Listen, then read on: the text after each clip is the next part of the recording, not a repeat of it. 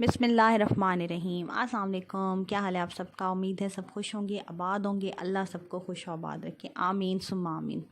आज का व्लॉग आपके साथ छोटा सा शेयर कर रही हूँ। संडे का ताज़ा व्लॉग है। कोशिश करूँगी आपके साथ ताज़ा सारे व्लॉग शेयर करूँ। बस थोड़ी सा इंसान है बिज़ी हो जाता है, और जिनको मैंने कमेंट का जवाब नहीं दिया उनके लिए बहुत माजरत। इंशाअल्लाह ताला मैं जल्द दे दूँगी। बस थोड़ा सा काम था, बिज़ी थी, थोड़ी सी तबीयत भी सही नहीं थी, तो दिल नहीं चाह रहा था तबीयत की वजह से। और आपको पता है जब तबीयत इंसान की सही ना हो, और वो उसका सबसे बड़ा पता रीज़न क्या है? लेट सोना, लेट उठना। ये हमारे लिए सबसे बड़ा मसला है हमारी ज़िंदगी का।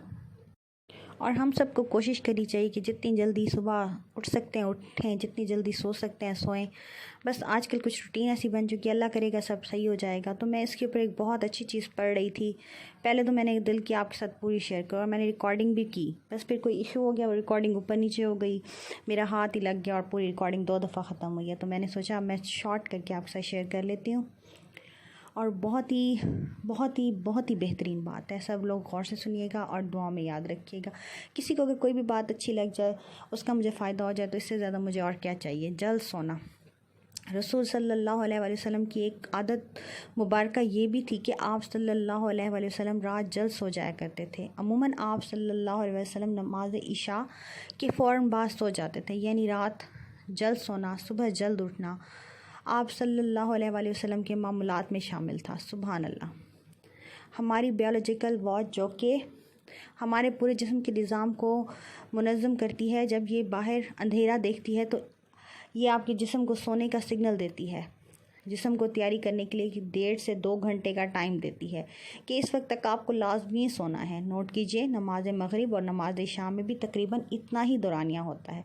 इसका फ़ायदा ये होता है कि आपके जिस्म के अंदर बायोलॉजिकल वॉच के तहत एक डॉक्टर जाग जाता है, जो कि आपके पूरे जिस्म को मेडिसिन करता है।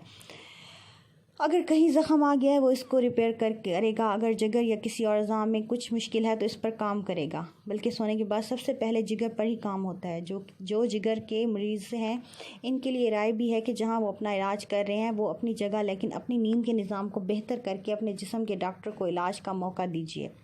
और फिर इसके असरात देखिए। रात 10 बजे से 12 बजे तक जिगर और इसके इर्द गिर्द के अज़ा के मेडिसिन होती है। इसके बाद दर्जा बदर्जा पूरे जिस्म के मेडिसिन होती है। ये अमल रोज़ाना की बुनियाद पर होता है। अल्लाह रब्बुल इज़्ज़त ने आपके जिस्म में एक ऑटोमेटिक निज़ाम रखा है, और ये निज़ाम तब तक काम करता है जब आप जल्द सोने की आदत अपनाते हैं। अल्लाह करे हम सबको अंदर याद आए, आमीन। अहद जहालत में अरबों में एक रिवाज था कि रात के खाने के बाद इनके यहाँ शेर व शायरी, देवमाली कहानियों की महफ़िलें होती थीं, जो रात गए 2 बजे तक चलती रहती थीं। और इस माहौल में रसूलुल्लाह सल्लल्लाहु अलैहि वसल्लम का रात जल्द सोना भी इनके नज़दीक एक काबिल एतराज़ अमल था। ये तो अहद जहालत था, लेकिन आज मॉडर्न एज का दावा करने वाले हम मुसलमानों के यहाँ भी देर तक जागने को न सिर्फ काबिल एतराज़ नहीं समझा जाता, बल्कि कुछ हद तक तो काबिल फ़ख्र भी जाना जाता है। आज मॉडर्न इंटरनेट और सैटेलाइट टेक्नोलॉजी ने ले लिया है, लेकिन जल्द सोना रसूलुल्लाह सल्लल्लाहु अलैहि वसल्लम के मामूलात में था, क्योंकि जिस्म के अंदरूनी डॉक्टर के अफादियत से वाक़फ़ियत थे। और यही वजह थी कि पूरी हयात मुबारका में रसूलुल्लाह सल्लल्लाहु अलैहि वसल्लम एक लम्हे के लिए भी बीमार नहीं हुए। सुभान अल्लाह, सुभान अल्लाह। मुस्वाक करना। रसूलुल्लाह सल्लल्लाहु अलैहि वसल्लम मुस्वाक को बहुत पसंद करते थे। आप फरमाते थे ख़ुसूसन दिन में 5 दफ़ा हर नमाज में वज़ू के साथ ज़रूर इसका एहतमाम फरमाते। इसके अलावा जब भी घर में तशरीफ़ लाते, किसी भी महफ़िल में हाज़िरी से पहले अर्ज़ मौका ब मौका मुस्वाक का एहतमाम करते। सुभान अल्लाह। होता ये क्या है, जब खाना खाते हैं तो दांतों के दरमियान खाने के कुछ ना कुछ ज़रात ज़रूर रह जाते हैं, और खाने के बाद 1 घंटे बाद इनमें बैक्टीरिया पैदा हो जाता है। महसूस किया जाएगा कि दांतों में रह जाने वाले ज़रात 2 घंटे पर नरम हो जाते हैं, और इसकी वजह बैक्टीरिया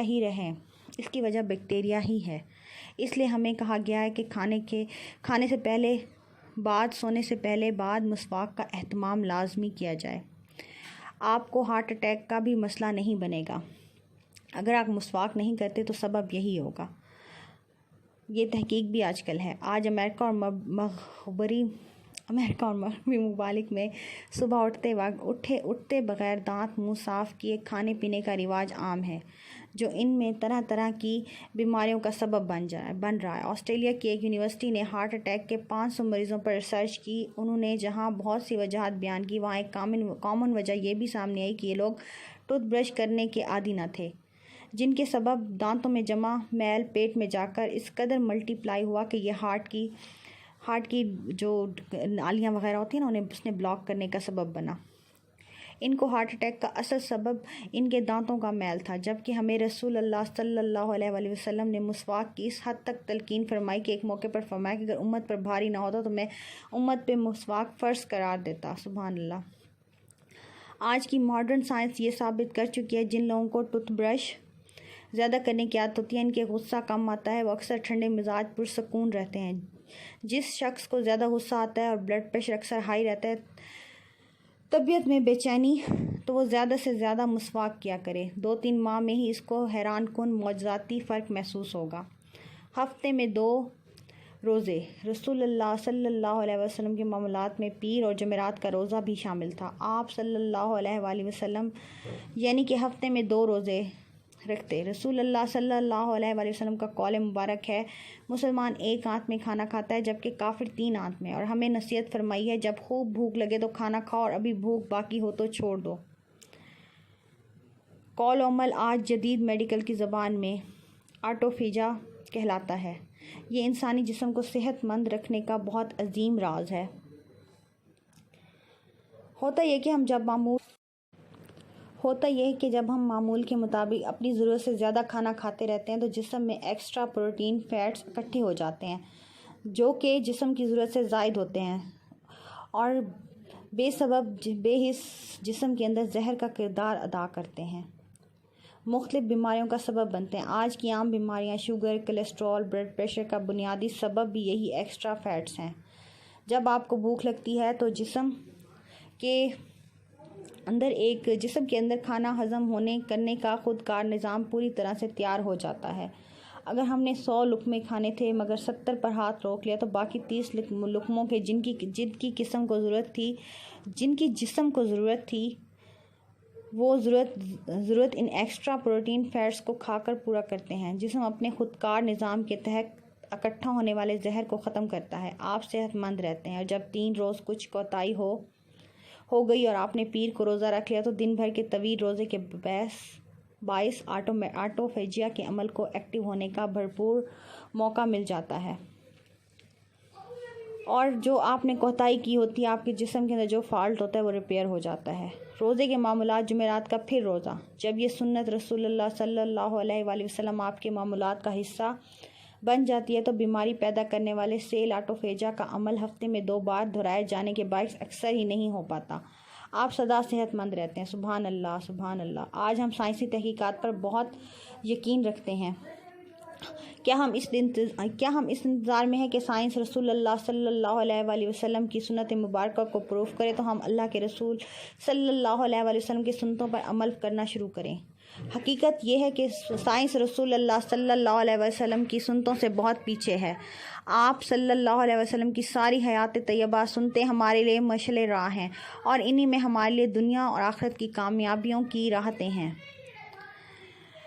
تمہارے لیے اللہ کے رسول صلی اللہ علیہ وسلم کی زندگی میں ایک بہترین نمونہ ہے، اس پر عمل کرو۔ اور اگر آپ کو میری اس میں کوئی غلطی، کوئی کوتاہی ہو گئی ہو تو اس کے لیے میں معذرت چاہتی ہوں۔ اور یہ جناب میرے بیٹے کا دوست آیا تھا، اس نے مجھے لیٹ بتایا تھا کیونکہ ہم نے بنائی تھی چنے کی دال اور میں نے پھر فٹافٹ سے یہ لنچ ریڈی کیا تھا۔ لنچ ریڈی کرنے کے بعد اس کی بنائی تھی تھوڑی سی ویڈیو۔ گھر کے اندر میں کوفتے اور کباب اور اس طرح کی چیزیں فریز کر کے رکھتی ہوں جو کہ مجھے اس ایمرجنسی ٹائم کے اندر کام آتی ہیں۔ اور یہ جناب ہم کر رہے تھے لنچ جو کہ دال کے ساتھ تھا۔ اس کے بعد یہ صرف میں آپ کو دکھانے کے لیے میں نے کوفتے اور چپاتی دوبارہ سے ایک لقمہ لیا تھا، ورنہ یہ صرف میں نے بیٹے کے پاس ہی بھیج دیا تھا۔ ہم نے وہی دال اور روٹی کھائی تھی۔ دعا میں یاد رکھیے گا۔